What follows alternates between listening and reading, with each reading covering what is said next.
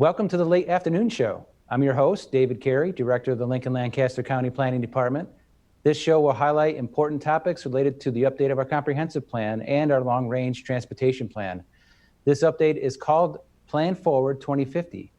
We normally would be out in the community holding meetings and discussions about the plan update, but with current restrictions on meetings, we are zooming in experts from our community to learn about many important efforts that are ongoing in Lincoln and Lancaster County, and then use that information to inform our long-range decisions. In today's episode, we will talk with Lynn Johnson, Director of Lincoln's Parks and Recreation Department, and learn about our parks and recreation and open space planning. Welcome to the show, Lynn. Hey, David, it's good to see you. Thank you so much for taking some time to be with us today. We're excited to hear about what your team has been working on. So we have some questions for you. So I think I'll just start with the first one right now. The first question is, how is the topic of parks, recreation, and open space integrated into the comprehensive plan? You know, it's essentially all of our facilities are identified within the comprehensive plan.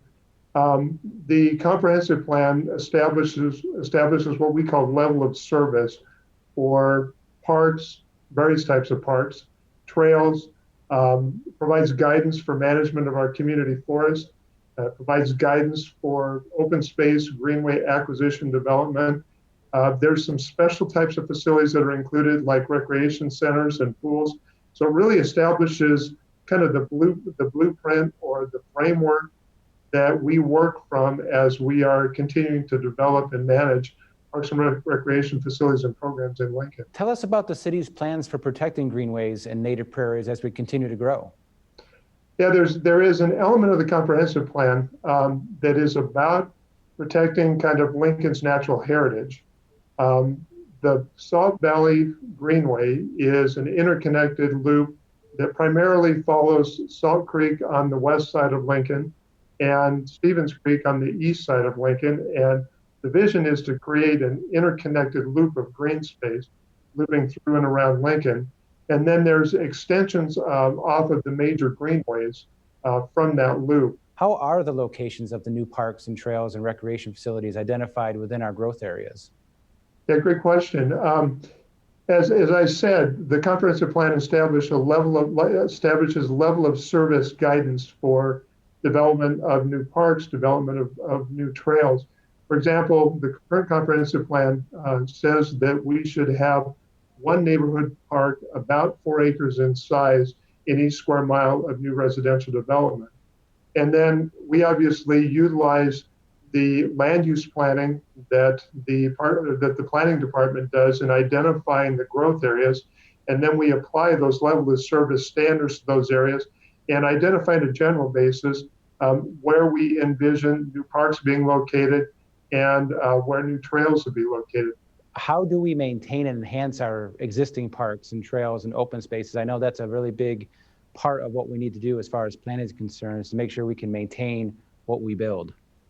One of the tools that we started using about 7 years ago, back in 2013, we started the process that we call the 10-year Parks and Recreation Facilities Plan. And every 2 years, in conjunction with the capital improvement planning process, we evaluate all of Lincoln's existing parks and recreation infrastructure, and we take a look at kind of the life cycle analysis of those facilities. We also take into consideration kind of the actual condition of those facilities, and we develop a listing and a cost estimate and a prioritization of what we anticipate for the repair and replacement needs of that infrastructure over the next 10-year period. We also take a look at the development of new neighborhood parks and of the extension of the trail system as the community grows. And then the third piece of that plan is looking at opportunities and interests for new community recreation facilities. So trying to take into consideration, what's trending out there, what are we hearing from the community that they'd like to be doing. So we are doing a long-range plan right now. We're looking into the future. So this is part of the fun part of what I get to do and what you get to do, I know. So are there any new trends with parks and recreation facilities that we should be planning for over the next 30 years?